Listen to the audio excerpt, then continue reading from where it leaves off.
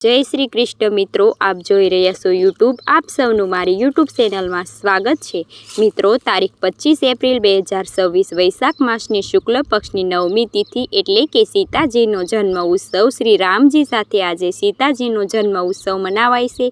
સીતાજીની પૂજા અર્ચના થાય છે, સીતાજીના મંત્ર જાપ થાય છે। સીતાજી કે જે ઉત્તમમાં ઉત્તમ નારી ઉદાહરણ આપીને આપણે જાય છે। રામાયણ ગ્રંથમાં સૌથી પવિત્ર અને શ્રેષ્ઠ પાત્ર હોય તો તે છે સીતાજીનું પાત્ર। જનકનંદની રૂપમાં આપણને સીતાજીની પૂજા કરીએ છીએ। સીતાજી અર્થાત જે હળ ખેડવાનું હોય છે તે હળની આગળના ભાગને સિદ્ધ કહેવાય છે। યજ્ઞ માટે ભૂમિ તૈયાર કરવી હતી અને ખેતરમાં હળ ખેડવું ત્યારે સીતાજી પ્રાપ્ત થયા।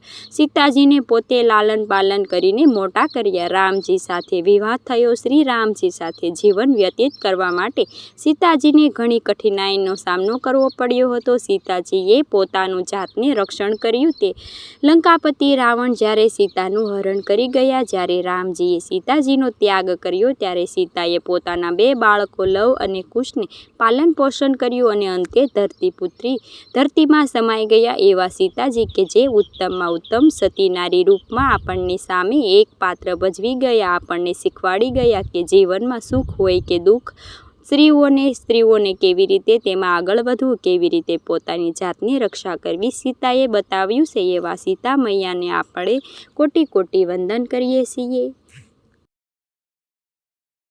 આ દિવસની વ્રત કથા સીતા ગીતા 9મી વ્રતની કથા પણ સાંભળીશું। જો આપને આ વિડીયો પસંદ આવે તો લાઈક કરજો, શેર કરજો, કમેન્ટ કરજો। આપ આ ચેનલ પર પહેલી વખત જોઈ રહ્યા છો તો સબસ્ક્રાઈબ કરી લેજો, જેથી આવનારા નવા વિડીયોની માહિતી આપ સુધી તુરંત પહોંચી શકે।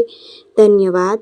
ચૈત્ર માસની શુક્લ પક્ષની તિથિ એટલે કે રામનવમી અને વૈશાખ માસની શુદ્ધ પક્ષની તિથિ એટલે કે સીતા નવમી ભગવાન શ્રી રામ અને માતા સીતાનો 9મી તિથિએ જન્મ ગણાય છે। વૈશાખ શુક્લ 9મી સીતાજીનો પ્રાગટ્ય ઉત્સવ। આ દિવસે આ કથા વાર્તા સાંભળવાનો તથા આ દિવસે વ્રત ઉપવાસ કરીને મા જાનકીની કૃપા પ્રાપ્ત કરવાનો તથા મા જાનકી કે સતી માતા હતા, સતી માતાના આશીર્વાદ પ્રાપ્ત કરવા માટે ભક્તો આ દિવસે વ્રત ઉપવાસ કરે છે।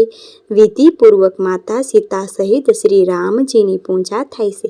સીતા નવમી કે જાનકી જયંતિ મહત્વ વિશે પણ જાણી લઈએ। જાનકી જયંતિ કે સીતા નવમીના દિવસે સુહાગન મહિલાઓ વ્રત રાખે છે પોતાના પતિના લાંબા આયુષ્ય માટે અથવા તો પતિ પત્નીનું જીવન સુમેળભર્યું રહે માટે માતા સીતાની પૂજા થાય છે। આ દિવસે કથા સાંભળવાનો પણ મહિમા છે। જાનકી જયંતિ કથા અનુસાર એકવાર મિથિલા નરેશ રાજા જનક પોતાનું ખેતર ખેડતા હતા, હળ ચલાવતા હતા। એ સમય દરમિયાન માતા સીતા પુત્રી સ્વરૂપે પ્રાપ્ત થયા। ત્યારબાદ પ્રભુ શ્રી રામજી સાથે માતા સીતાનો વિવાહ થયો, સ્વયંવર થયો અને માતા સીતા તથા શ્રી રામજીની 2 પુત્ર થયા, લવ અને કુશ। માતા સીતા લક્ષ્મી સ્વરૂપ છે માટે આ દિવસે લક્ષ્મીજીની પણ પૂજા આરાધના નારાયણ સાથે કરી શકાય છે। સીતા નવમીના દિવસે વ્રત ઉપવાસ કરીને માતા સીતાનું પૂજન કરવાથી જીવનમાં આવેલ દરેક કષ્ટ મટે છે। સીતા માતાનું જીવન જ કષ્ટ સ્વરૂપમાં આપણે ગણીએ છીએ, પરંતુ માતા સીતા તથા ભગવાન શ્રી રામ મર્યાદા પુરુષોત્તમ કહેવાય છે। મર્યાદા સાથે જીવન કેવી રીતે વ્યતીત કરવું આપણે સંસારીઓને શીખવા આપવા માટે જ ભગવાન શ્રી રામ અને માતા સીતાએ એવું જીવન જીવીને બતાવ્યું। સામાન્ય મનુષ્ય કેવી રીતે જીવે, દુઃખ સામે કેવી રીતે લડાય, એ માતા સીતામાંથી એક નારીનું જે સહનશક્તિ પ્રતીક છે। માતા સીતાના વ્યક્તિત્વમાંથી આપણને જાણવા મળે છે કે નારી શક્તિ કેટલી મહાન છે। અને સીતા નવમી મંગળવારે આવે। ભગવાન મંગળવાર એટલે કે મંગળદેવનું વાર, મંગલાદેવ કે ધરતીના પુત્ર સીતા માતાના ભાઈ છે માટે આ સંયોગ સીતા નવમીના સંયોગ ખૂબ જ સુંદર વાર અને તિથિઓ થયો છે।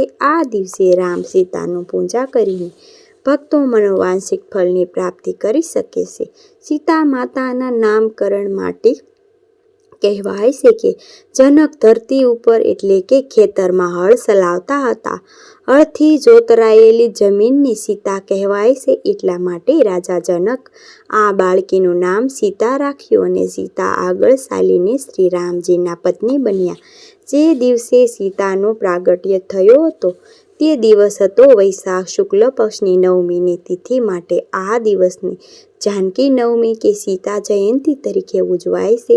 પૌરાણિક કથા અનુસાર સીતા લંકાપતિ રાવણ અને મંદોદરીના પુત્રી પણ કહેવાય છે. પાછલા જન્મમાં વેદવંતી નામે વિખ્યાત હતા. માતા સીતા આ જાનકી જયંતીના દિવસે જે સૌભાગ્યવતી બહેનો વ્રત રાખે છે, ઉપવાસ કરે છે, તે વ્રત વિધિ કેવી રીતે કરવી તે પણ જાણી લઈએ. જાનકી જયંતીના દિવસે સવારે સ્નાન આદિ પરવારી શુદ્ધ વસ્ત્ર ધારણ કરવા શ્રી ગણેશનું પૂજન કરવું જોઈએ. મા અંબિકા અથવા માતા મહાલક્ષ્મીનું પણ પૂજન કરી શકાય છે. ત્યારબાદ સીતાજીને માતા સાથે ભગવાન શ્રી રામજીનું પૂજન કરવું જોઈએ. પૂજામાં માતા સીતાને વસ્ત્ર, ફૂલ, સુહાગનનો જે સામાન છે, શૃંગાર છે તે ચડાવવો જોઈએ. પીળા રંગની મીઠાઈનો ભોગ અર્પણ કરવો જોઈએ. વૈવાહિક જીવન સમૃદ્ધિ સુખી જીવન માટે પ્રાર્થના કરવી જોઈએ. જીવનમાંથી આયુષ્ય લાંબુ રહે, કષ્ટોમાંથી મુક્તિ મળે, ઘરમાં પણ સુખાકારી રહે તે માટે માતા સીતાને પ્રાર્થના કરાય છે. કુંવારી કન્યા પણ આ દિવસે વ્રત રાખીને મનગમતું જીવન સાથી પ્રાપ્ત કરવા માટે વ્રત કરી શકે છે. વિધિ વિધાનથી માતા સીતાને પૂજા અર્ચના કરી શકે છે. પૂજા સમયે ઘણી જગ્યાએ 4 સ્વયં મંડપો રોપાય છે અને તેમાં મંડપની નીચે શ્રી રામ, માતા સીતા, રાજ જનક માતા સુનીકી અને હળદની પ્રતિમા વિરાજિત કરાય છે. ત્યારબાદ આ પ્રતિમા સામે કલશ સ્થાપના કરાય છે અને પૂજન અર્ચના કરાય છે. ભગવાન શ્રી રામ, માતા સીતાનું સુંદર કુમકુમ અક્ષમ બની ગુલાબ, મહેંદી, હળદર અર્પિત કરાય છે. જો મૂર્તિ હોય તો પંચામૃતથી સ્નાન કરાવાય. ભગવાન શ્રી રામના ચરણોમાં તુલસી દળ પત્ર સમર્પિત કરાય. આમ કરવાથી પાપ નષ્ટ થાય છે અને આ દિવસે મંત્ર જપાય છે, શ્રી સીતાય નમઃ, શ્રી સીતાય નમઃ અથવા તો શ્રી સીતારામાય નમઃ. મંત્ર જપતા પૂજા થાય છે. ત્યારબાદ સીતા માતાની મંગલ આરતી કરે છે. ત્યારબાદ જ્યારે પૂજા સંપન્ન થાય વિધિ વિધાન મંડપ વિસર્જન પણ કરાય છે. મિત્રો, આ હતું સીતા નવમીનું મહત્વ, પૂજન વિધિ તથા મુહૂર્ત પણ. સીતા માતાની વેદ નામના એક બ્રાહ્મણ પોતાની પત્ની સુહાગન હતી. સીતા નવમીની વ્રત કથા સાંભળીએ હવે આપણે. બોલો સીતા મૈયાની જય. ઘણા સમય પહેલા વાત છે. એક ગામમાં વેદ નામનો એક બ્રાહ્મણ રહેતો હતો. પોતાની પત્ની સુહાગન સાથે રહેતા. તેમની પત્ની વ્યભિચારિણી સ્વભાવની હતી. એક દિવસ બ્રાહ્મણ પોતાની શિક્ષા પૂરી કરીને ગામ પાછા ફરતા હતા ત્યારે બ્રાહ્મણે જોયું કે પોતાની પત્ની કુસુંગી પીડાયેલી હતી, વ્યભિચાર આસીન હતી.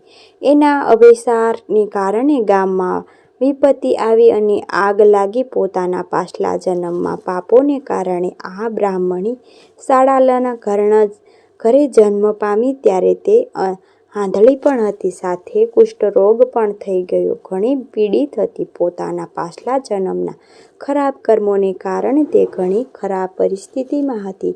એક દિવસ તેને ઘણી ભૂખ અને તરસ લાગી. એની કારણે 2 હાથમાં લઈ એક ગામમાં પહોંચી. આ ગામમાં વૈશાખ માસની પુણ્યદાયની શુક્લ પક્ષની નવમી તિથિ હતી. ત્યારે બ્રાહ્મણે અહીં પહોંચી ઘણી ખરાબ હાલતમાં તે લોકો સામે પોતાની ભૂખ સંતોષ માટે ખાવાનું માંગવા લાગી. ત્યારે આમ કહેતા જ તે સ્ત્રી એક સ્વર્ણભાવમાં જ 1000 પુષ્ટ મંડી સંતોપો પાસે પહોંચી અને ઘણી ગુહાર લગાવવા લાગી કે મને કોઈ ખાવાનું આપો. ત્યારે એક સંતનું ધ્યાન પડ્યું. આ સ્ત્રીની દયનીય હાલત જોઈને સંત બોલ્યા, હે સીતા, નવમીના આ પાવન દિવસે અન્નનું દાન કરે છે તે પાપોને ભાગી બને છે. એટલે કે માટે તું કાલે સવારે આવજે.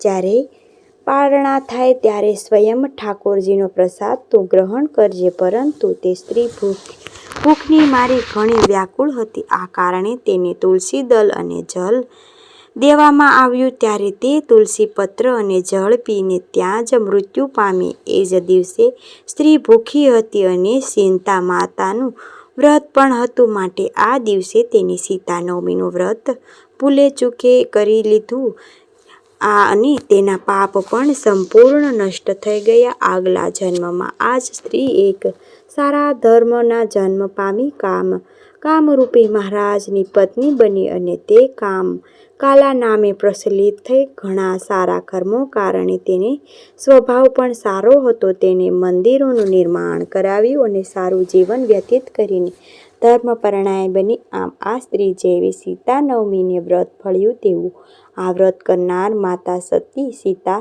સદૈવ પ્રસન્ન રાખે. કૃપા કરીને જે જન્મોજન્મના પાપ નષ્ટ થાય છે અને તેના સારા પરિવાર સારું કુળમાં જન્મ પ્રાપ્ત થાય તે મોક્ષ પ્રાપ્ત